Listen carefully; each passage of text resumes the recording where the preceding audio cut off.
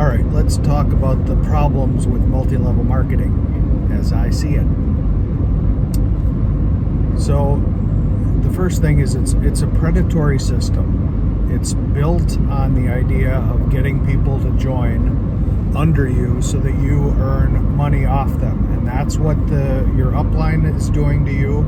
Even if your whole line, top to bottom, is altruistic, it does not negate the fact that, first off, the people at the bottom, maybe they're told, well, you're ordering product and, you might have a couple people that are ordering product. Why don't you earn a little money while you're doing it? And so we'll sign them up under you.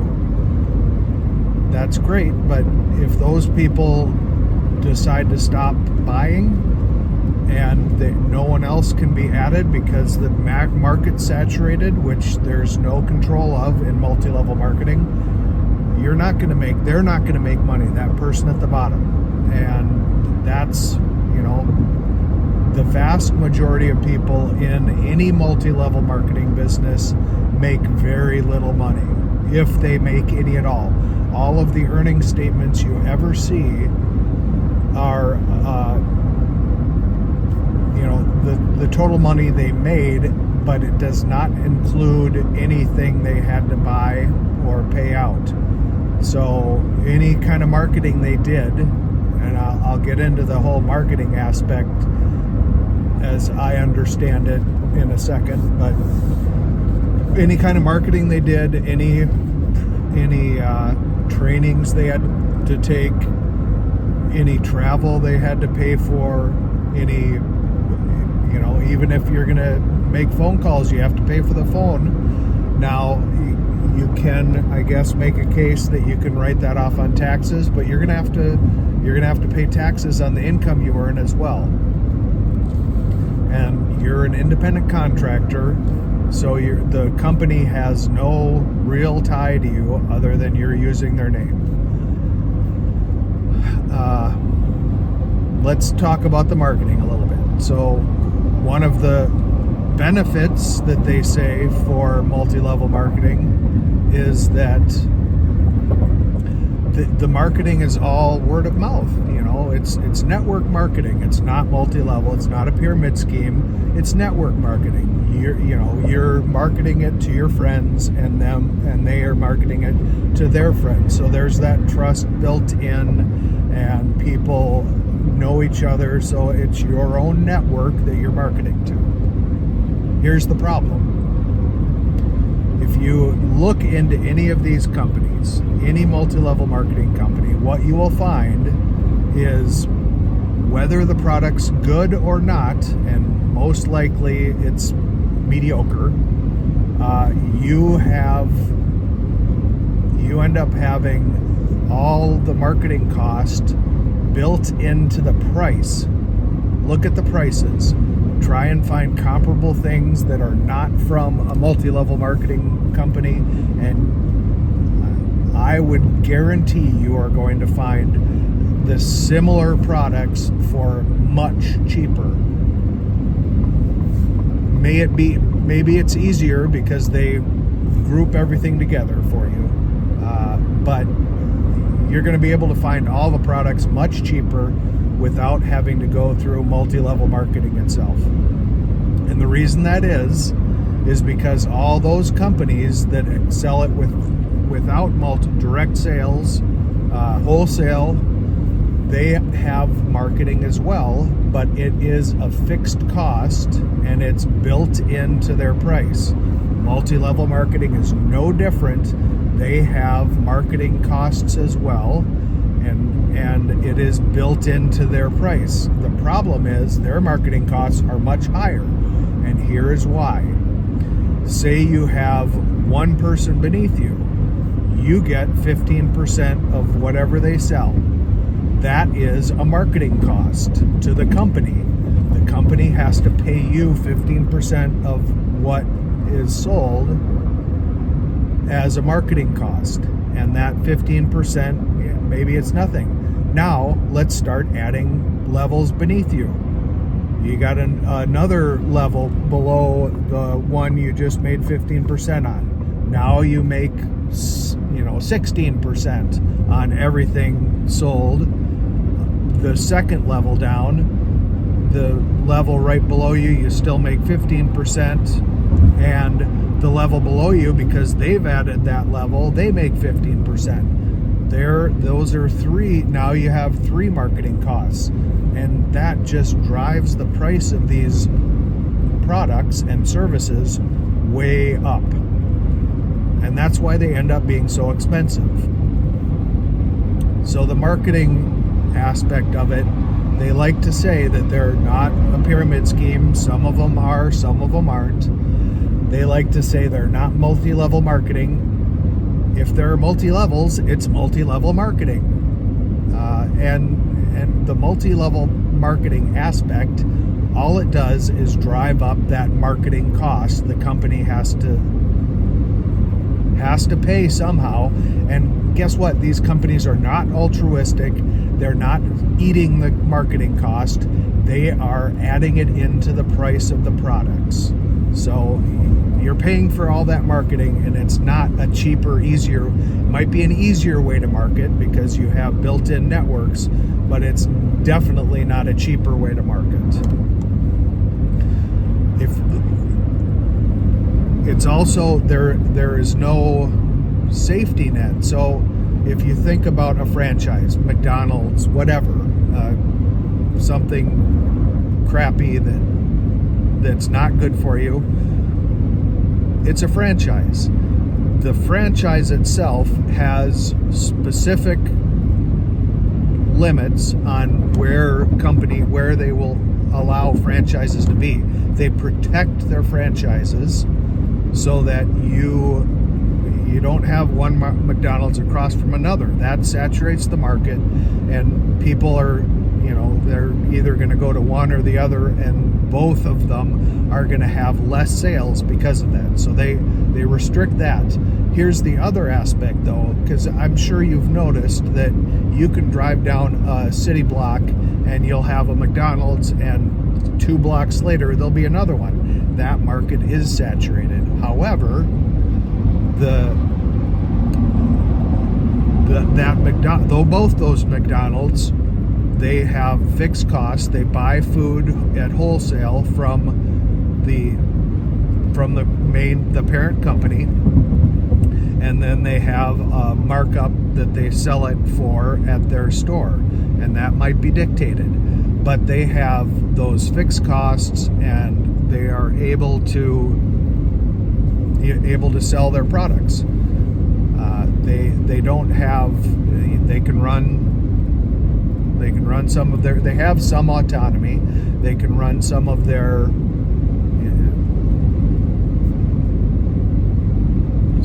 stuff with what they want to do. So they could run a sale or some giveaway. Some of that's dictated as well, but they have a little more autonomy, and they have, because they are selling a product, a wholesale product that they mark up and then sell to the consumer, they have not automatic sales, but they have a sale to the consumer that makes them enough money to make a living. In multi-level marketing, you have a different system where I would say if you looked at a multi-level marketing company, you're going to be hard-pressed to find one that someone can make a living selling the product alone.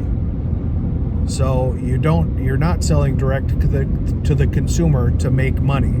The only way you're making money is if you sell the business opportunity to someone, and that person then sells the product or the business opportunity to someone else. If they sell the business opportunity, you, as their upline, make more money. So what's the incentive? Is the incentive to sell more product or to sell more business? Some people are altruistic and they will sell, they're all about selling more product. Some people are not altruistic and they're going to be all about making more money. And that's, to me, where it gets dicey. If your job If you think your job in multi-level marketing is to sell more business so that you can make more money, you're just preying on people, because there will come that time when the market gets saturated, because there is no the only way you reach market saturation in a McDonald's is McDonald's tells you can't have we're not going to give you a McDonald's in that area because there are too many in close proximity. Multi-level marketing, no such luck. They will let you and your friends and everybody around you, it's your network, be the salespeople. And once you've hit everybody that you know that would be interested, you're out of luck. And okay, so your friends might have somebody that you don't know and they could add them.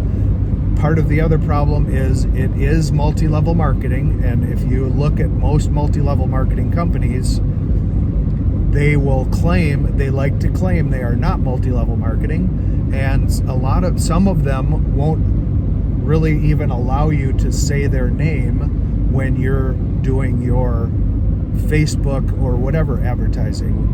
And it's not, they may say it's to entice people to find out more, but that's not really what it is. What it is a bunch of people, I would say a majority of people think that multi-level marketing is not a sound business plan, and so they don't want you to letting people know that it's multi-level marketing or what company it is, because people can then look it up. And those people, the people that are against it, you're never going to get to join. They're never going to be a business seller. Maybe they'll buy some Amway or but I would say even that, if you're doing that, it's kind of silly, because it's always more expensive.